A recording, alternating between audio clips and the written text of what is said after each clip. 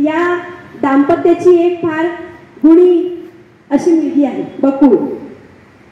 बकुळ सोबत पण मी जेव्हापासून माझ्या नाटकाची सुरुवात झाली म्हणजे चिंधी बाजार, त्यावेळेला ती बालकलाकार होती आणि आज लीड आर्टिस्ट म्हणून ती काम करते. आता जे आम्ही वृंदावन हे नाटक केलं त्याच्यामध्ये ती लीड ॲक्ट्रेस होती. तिचा जो प्रवास आहे तो तर अचंबित करणारा आहे. एवढ्या लहान वयापासून आम्ही तिला बघतोय. खूप गुणी आहे ती. तिने देखील मला प्रत्येक वेळेला जिथे जिथे मला मदत पडेल, जिथे जिथे मला सपोर्टची गरज पडली त्या प्रत्येक वेळेला तिने मला मदत केली. आणि एक सपोर्ट सिस्टम जे माणसाला लागते ते सपोर्ट सिस्टम देण्याचं काम जे आहे या बकुळनी मला प्रत्येक वेळेला, जरी ती माझ्यापेक्षा लहान असली तरी पण तिने मला प्रत्येक वेळेला सपोर्ट केला. अशी अनेक नावं आहेत. मी बबिताताईचा उल्लेख तर आधीच केलेला आहे. तिने मला या क्षेत्रात आणलं आणि त्याच्या व्यतिरिक्त ती माझ्या सर्व नाटकांमध्ये जवळजवळ माझ्याशी म्हणजे माझ्यासोबत होती मंचावर पण. तर त्याच्यामुळे तिचा सपोर्ट जो आहे तो म्हणजे त्याच्यासाठी माझ्याजवळ शब्द नाही. कदाचित ती नसती तर मी या क्षेत्रातही नसती आणि आज ज्या ठिकाणावरती मी आहे मी कदाचित तिथे पण नसते. तर त्याच्यामुळे माझ्या या प्रवासात तिचा प्रचंड मोठा रोल आहे. त्यानंतर कुटुंबावरती जर का आपण बोलायला लागलो तर तुम्हाला माहिती आहे प्रत्येकच क्षेत्रामध्ये काम करणाऱ्या लोकांच्या यशस्वीतेमागे त्यांचं कुटुंब सगळ्यात महत्त्वाची भूमिका पार पाडतं. माझं पण कुटुंब माझ्यासाठी ती भूमिका पार पाडण्यात कुठेच मागे आलं नाही. म्हणजे मी घरी गेल्यानंतर माझ्या पतींना म्हणेन की का नाही आले, कारण त्यांनी मला सांगितलं होतं की मी 6:30ला बरोबर पोहोचेल. पण काही कारणाने कदाचित येऊ शकले नाही. ते दिसत नाहीये इथे आणि माझे डोळे मगापासून तिकडेच लागलेले होते गेटकडे की आता येतील मग येतील. पण त्याचं उत्तर मी घेईल घरी जाऊन. पण त्यांच्याबद्दलही मी सांगेन की त्यांची भूमिका जी आहे ती खूप मोठी. मी रंगमंचावरती भूमिका सादर करते पण घरच्या सगळ्या जबाबदाऱ्या ज्या आहेत त्या सांभाळण्याची भूमिका मात्र त्यांनी योग्य पद्धतीने पार पाडली. आणि म्हणून मी रंगमंचावर माझं काम कदाचित बिना कुठल्या चिंतेनी बिना कुठल्या टेन्शननी पार पाडू शकते. जर का घरून सपोर्ट जर का मिळाला नसता तर 50-50 झालं असतं. अर्ध माझं मन घरी राहिलं असतं आणि अर्ध मन जे आहे ते मी इकडे माझ्या कामामध्ये कदाचित दाखवलं असतं. पण तसं त्यांनी होऊ दिलं नाही. तो सपोर्ट खूप महत्त्वाचा आहे. जर का त्यांनी हे केलं नसतं, माझ्या घरी माझी सासू आहे, माझे एक मुलगा एक मुलगी आहे मला, तर त्या सगळ्यांनी मला सपोर्ट केला. माझ्या आईवडिलांनी माझ्या बहिणींनी सगळ्यांनीच मला सपोर्ट केला. मी नाव घेतलं आणि ते आले, बरं झालं. माझ्या याच्या आधीच्या गोष्टी त्यांनी ऐकल्या नाही आणि आता ते पुढचं सगळं ऐकतील कदाचित चांगलं चांगलं. पण खरंच या सगळ्यांचा जो काही सपोर्ट आहे तो मिळाला जर का नसता, माझ्या सासूबाईंनी माझं घर चांगल्या पद्धतीने सांभाळलं, मुलांनी त्रास दिला नाही. अगदी लहान लहान मुलं होती माझी जेव्हा मी नाटकामध्ये प्रवेश केला. माझा मुलगा चिंदी बाजारच्या वेळेला 3 वर्षाचा होता पण तो मला सोडायला यायचा, बाय करायचा, रडायचा, पण तरी पण कधी येण्याचा हट्ट करायचा नाही. आणि कदाचित ही स्ट्रेंथ आहे माझी. म्हणजे मी जे काही करू शकले ते त्यांच्यामुळे करू शकले. दुसऱ्यांदा पण मी ब्रेक घेतला आणि त्याच्यानंतर परत जेव्हा हॅलो राधा करायला आले त्यावेळेला माझी मुलगी ती पण 2.5 वर्षाची होती. अजूनही ती रडते. जेव्हा मी कधी गेली त्यावेळेला प्रोग्रामला वगैरे गेली तर फार रडते की मला पण सोबत यायचं आहे. पण तरी सुद्धा त्यांच्यामुळे मी हे सगळं करू शकले हे मी सांगेन. सासूबाईंचं तर मी बोललेच आहे. आई वडिलांचा सपोर्ट जो आहे, बहिणींचा सपोर्ट जो आहे त्याच्याशिवाय हे घडू शकत नाही. त्याच्या व्यतिरिक्त माझ्या नाटकामध्ये जितके पण लोक असतील, माझे सहकलावंत असेल किंवा बॅकस्टेजला काम करणारे, रंगभूषा वेशभूषा करणारे, लाईट्स देणारे, नेपथ्यकार, या सगळ्यांचाच माझ्या यशामध्ये खूप मोठा वाटा आहे. प्रत्येकांचं नाव घेणं कदाचित आता शक्य नाही पण या प्रत्येकांच्या सपोर्टमुळे आज जे काही यश आहे ते आम्ही मिळवू शकलो. यातला एक जरी व्यक्ती कदाचित त्या प्रवासात नसता तर आज ज्या ठिकाणी आम्ही आहोत तिथे आम्ही पोहोचू शकलो नसतो. त्याच्यामुळे या प्रत्येकांची भूमिका खूप महत्त्वाची आहे.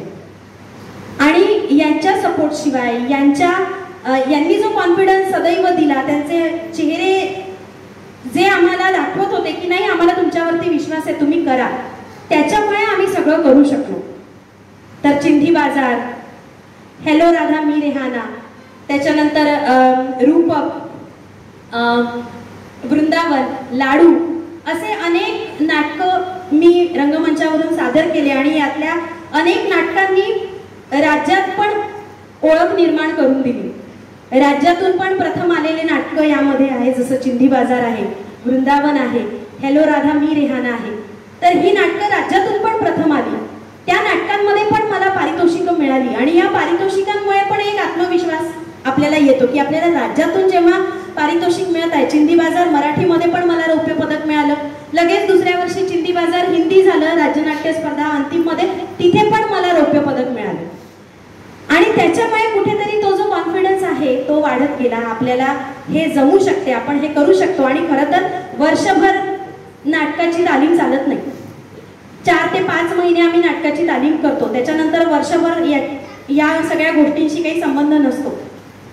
पण तरी सुद्धा वर्षभर आम्ही वाट बघत असतो की कधी एकदाच नाटकाच्या तालमी सुरू होतात, कधी परत आपण सगळी टीम एकत्र येऊ, कधी पुन्हा ते सगळं.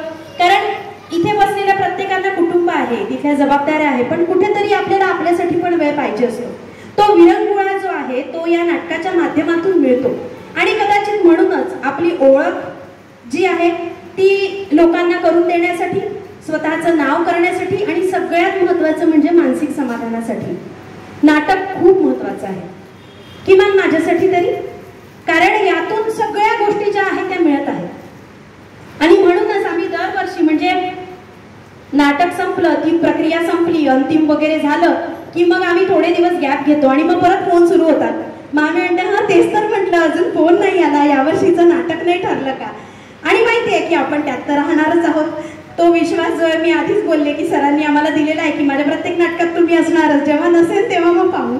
पण आता तरी या घडीपर्यंत, कारण बघा मी मगाही म्हटलं की स्क्रिप्ट जी आहे ती आर्टिस्ट पहिले सिलेक्ट होतात आणि मग स्क्रिप्ट सिलेक्ट होते.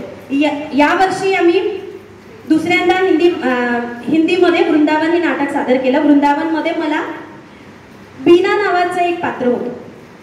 आता बीना नावाचं जे पात्र आहे, ऍक्च्युली जर का कास्टिंग प्रॉपर पद्धतीने करायची झाली असती तर त्याच्यासाठी एखादी 25-30 वर्षाची मुलगी जी आहे कदाचित ती घेण्यात आली असती. कारण तिचं जे पात्र आहे ते या पद्धतीचं आहे की त्या ठिकाणी असणारा जो दलाल आहे त्याला त्याची नजर तिच्यावर पडते आणि मग तो तिला उचलून घेऊन जातो. आता तुम्ही मला बघू शकता आणि मला उचलून कोणी न्यावं असं विशेष काही मी तर नाही म्हणेन. म्हणजे मला जर का म्हटलं असतं की या कॅरेक्टरसाठी तर मी म्हटलं नाही, मी तर नाही, मी बसतच नाही कशीच. कोण कशाला एवढे सुंदर सुंदर बाया सोडून माझ्याकडे पाहिलं आणि मला उचलून नेईल. पण तरी सुद्धा कॅरेक्टरची जी डिमांड आहे ती बाजूला ठेवून आपला आर्टिस्ट त्या रंगमंचावरती दिसला पाहिजे या हिशेबाने त्यांनी मला तो रोल दिला. आणि मला आनंद आहे की मला जितक्या चांगल्या पद्धतीने ते पात्र साकारता आलं तितका प्रयत्न मी केला. म्हणजे माझ्याकडून मी 100% केला. काही प्रमाणात मी कमी पडले असेल, पण मी मात्र त्याला 100% न्याय देण्याचा प्रयत्न केला. आणि ते पात्र खूप सुंदर होतं. जेव्हा मी स्क्रिप्ट वाचली त्याच वेळेला मला असं वाटत होतं की मला बीना करायला मिळालं तर किती छान होईल. पण मनात कुठेतरी माहिती होतं की आपण त्या रोलला जात नाही. पण ते म्हणतात ना की अगर किसी चीज को शिद्दत से चाहो तो पूरी कायनात तुम्हें उससे मिलाने के लिए जुट जाती है. तर कदाचित होऊ शकते की मी इतक्या मनातून बीनाचा रोल जो आहे तो मागितला होता की तो आवाज पोचला असेल जिकडे पोचायचा तिकडे, आणि मग मला तो रोल मिळाला. आणि हे खरंच माझं सौभाग्य आहे. इतकी नाटकं जी झाली याच्यामध्ये प्रत्येक वेळेला वेगवेगळी भूमिका जी आहे ती करायला मिळाली. कधी सखूची भूमिका चिंधी बाजारमध्ये मी केली, कधी राधाची भूमिका जी आहे ती हेलो राधा मी रेहानामध्ये साकारली. सोपं नव्हतं खरं तर. मी म्हटलं ना की माझं पदार्पण जे आहे ते नाटकामध्ये फार सोप्या पद्धतीने झालं, पण त्याच्यानंतर जे चॅलेंज असते ते मात्र कमी नसते. प्रत्येक नाटकामध्ये काम करत असताना तुम्हाला त्या गोष्टी ज्या आहेत त्या 100% अप टू द मार्क द्याव्याच लागतात.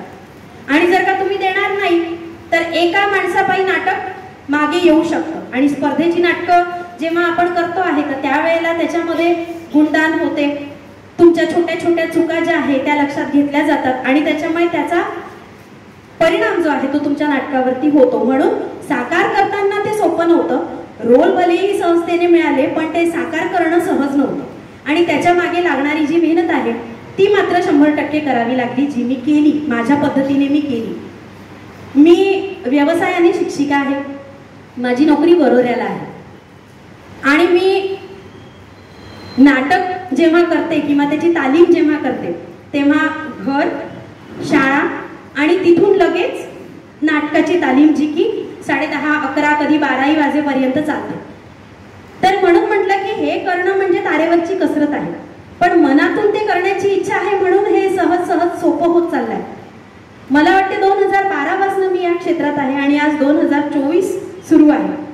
पण या 12 वर्षामध्ये आपण खूप काही तीर मारले असं मला कधीच नाही वाटलं, कारण ते माझ्या आवडीचं आहे आणि त्याच्यामुळे मी ते आनंदाने करते आहे. लोक जेव्हा ऐकतात तेव्हा म्हणतात की हे सगळं कसं शक्य होते, किती करता तुम्ही, कसं जमते वरोऱ्याला जाणं.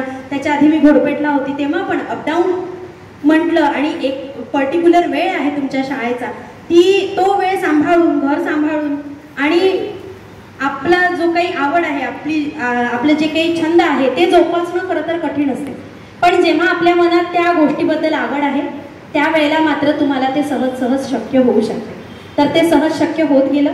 अजून पुढेही मला असं वाटते की मला जर का कुठली भूमिका करायला मिळाली तर ती मी तेवढ्याच प्रामाणिकपणे करेन जितक्या या आधीच्या भूमिका मी केलेल्या आहेत.